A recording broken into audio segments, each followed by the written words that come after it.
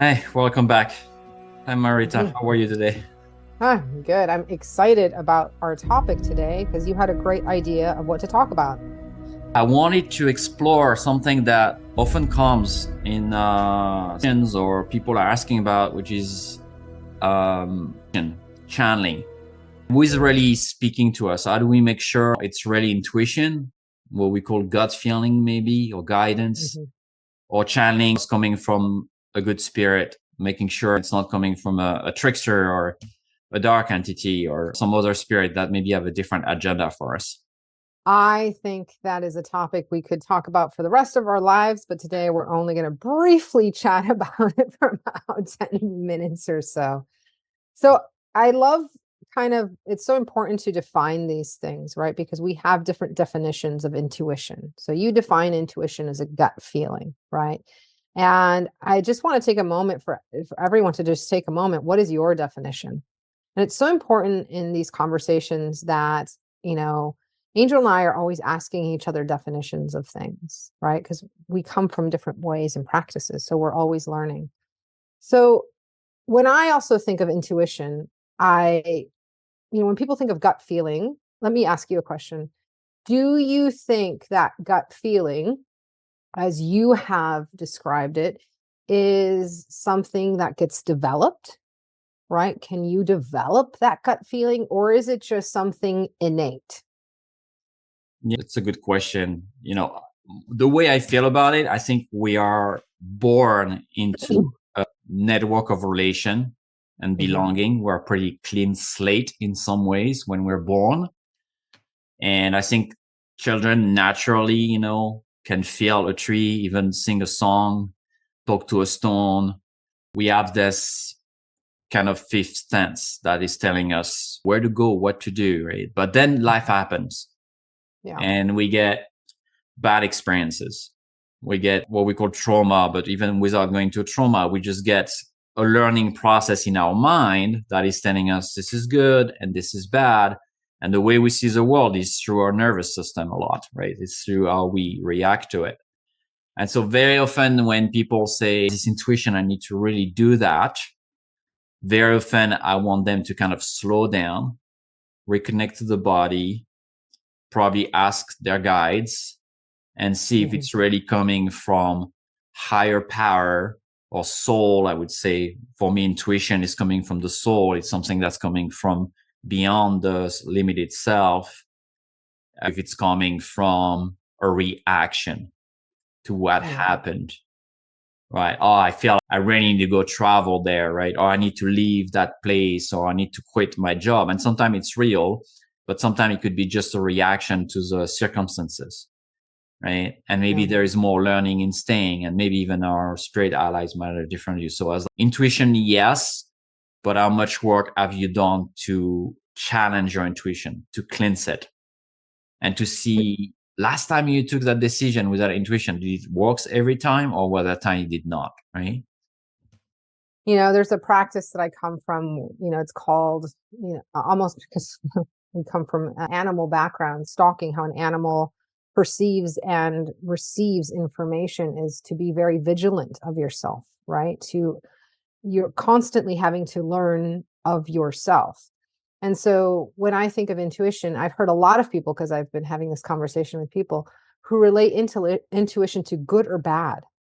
Mm. And then there's this ultimatum of, oh, I am good if I do that, or that is a good thing versus I am bad. And it comes down to, can I be a good person? Not knowing sometimes that something that might be good for you, here's the other layer of society, is it's supposed to come in a certain way or feel a certain way, right?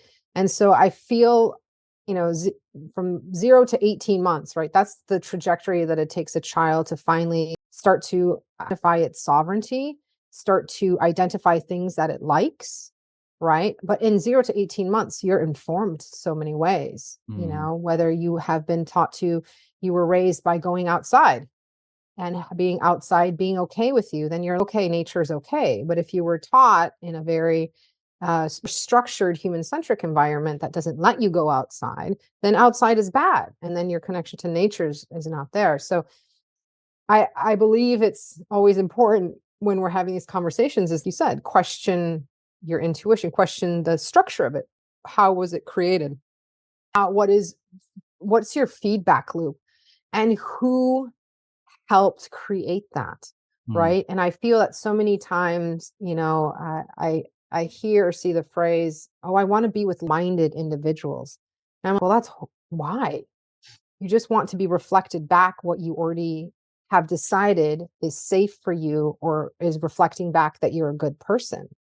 No, I want to be with diverse minds and souls and essences. I want to be with people who want an exploration and a connection. And I think that's important when we're talking about also channeling, mm. because, my teacher will say, be careful if you decide to be a channel because it's a job, and many times that means if you decide if you are a full-time channel, that's a job that you have decided that you are allowing that expression of that essence to develop, because essences die and they leave bodies, and sometimes their work isn't done, so they're trying to find a body and there's not a body available. And so you've decided to stop your growth to allow another essence growth to come through.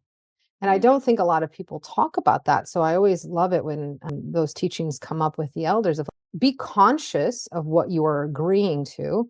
And remember, it's a switchboard. Anyone can call in, you know?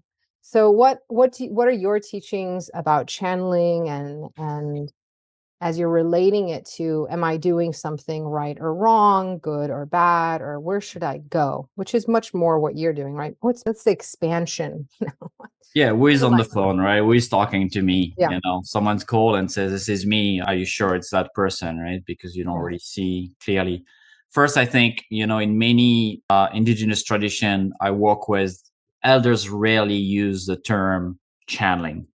Mhm. If not ever, they not say coming back, "Hey, I channel this entity," or "I Yeah. channel that," right? There's a level of humility, which sometimes channeling can take over, the mind, and feel we have this greater power to access, I don't know, Mother Mary or Archangel Michael, or, whatever works for you.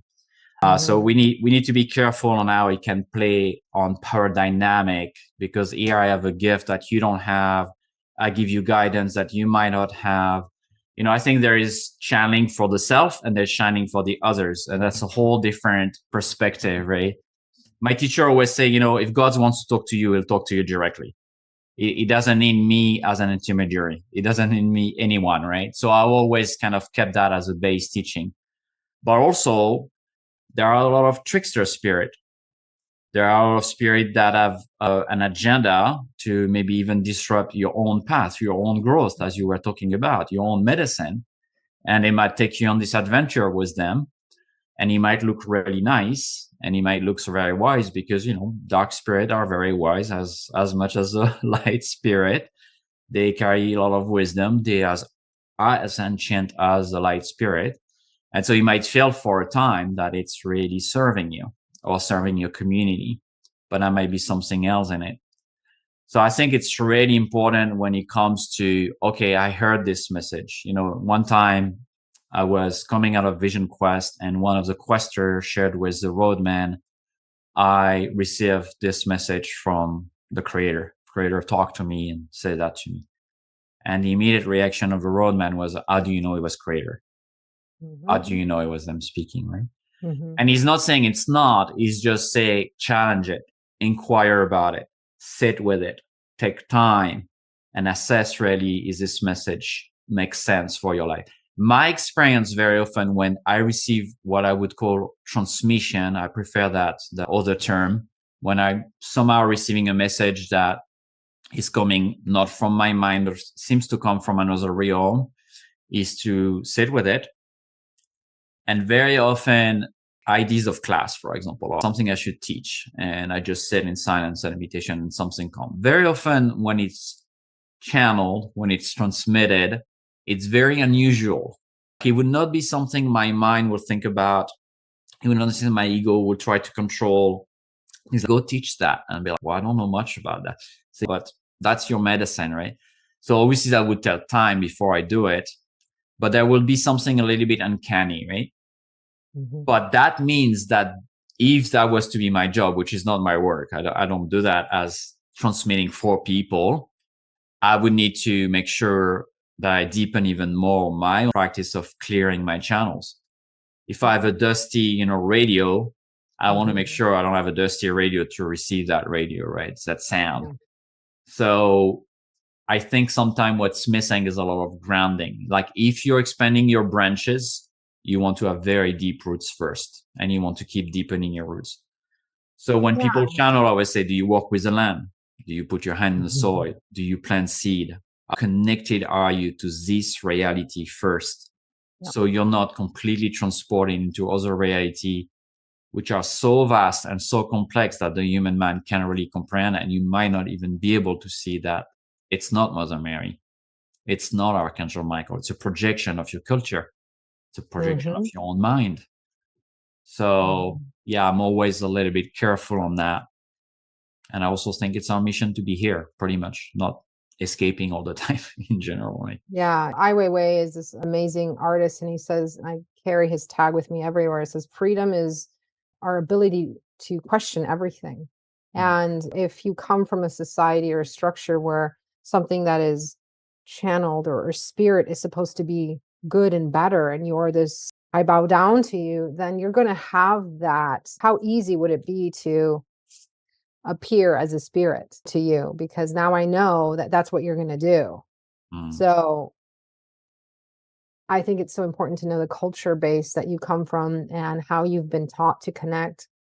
Not all essences, not all spirits are here for what you would consider their greater good. Everyone has an agenda.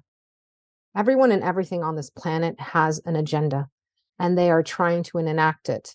And sometimes that agenda will conflict with yours or conflict with a vast majority of people's, right? And that's neither good or bad. I think at all times you have to be aware, right? Is this agenda getting in my way, right? Is this getting away into who I truly am? And then I think that takes also a system of questions. I come from very traditions where there's a lot of testing that you have to do Mm-hmm. it, to test from others, but you are a self test everything that comes in, and you go through a very systematic kind of checklist. If we're getting on the plane, there's a checklist. We're going to fly this plane, there's a checklist. And there's definitely many checklists and practices that I've been taught to make sure that what is coming in is true, right? And you're always supposed to get verification. One verification is from someone else. If I receive something and I know someone is good and grounded, I'll ask them if I have a mentor, right, that I trust. I'm also supposed to check in with different elements of nature, Mm-hmm. right? And so you're not being held bound just to humans. It's to be bound to earth as well, because things manifest differently for different creatures. So you check in with them. Yeah. Check in with that cardinal. Was that Archangel Michael? That cardinal will be like, nah, yes or no. I perceived it as this thing, spirit as well. So I think that's another important thing, is that whatever traditions you come from, as you're saying, we're talking about indigenous traditions that are earth based, right? Understanding that we're living in this present moment. Therefore, if we're going to channel and ground anything, it has to reach earth. So we Mm-hmm. have to have that relationship with earth. So I know we only have a minute or so left. Angel, anything else you want to add to this topic? Yeah, I think this grounding is the most important. I think, yes, if you have a ground based practice, working with the land, if you have a lineage that you've studied for many years and you work with, if you have elders and teachers you can turn towards to ask, all of that for me is like the security belt in your car, right? It's going to protect you better, right? So obviously you hope not having an accident, and maybe 90% of the time your channeling and your intuition is right. But sometimes spirit is going to put you in a situation that is uncomfortable. And intuitively, if you don't clean that, you might want to run away because it's something you've done before, or you don't think you have the strength. But spirit, in fact, might want you to stay because there's a teaching there. There's something there to learn. Mhm. So really, when we start seeing silver linings of patterns of behaviors, And our intuition is kind of weave with that, maybe questioning it, right? And asking others. I always, if I get a message that seems very uncanny or for a spirit I don't know, I always call my teacher. I go to my oak tree and I sit with it. I spend a day on the land and I just let this message go for a while and see if it's coming back. You give access, a spirit potentially, to your innermost sacred heart and soul, to your purpose and your path, to your life. You want to make sure this is friendly and really aligned with who you are. So yeah, it's critical thinking, not just aiming and hoping for the best, I would say. Yes, I tell everyone it's a jungle out there, literally and figuratively. And you're not going to walk it down a dark alley if you're not prepared to walk down a dark alley. And that could be the spirit world. It is the spirit world. So be prepared. Know everyone has an agenda and make sure that you have good teachers, including earth and good connection, reciprocal relationships.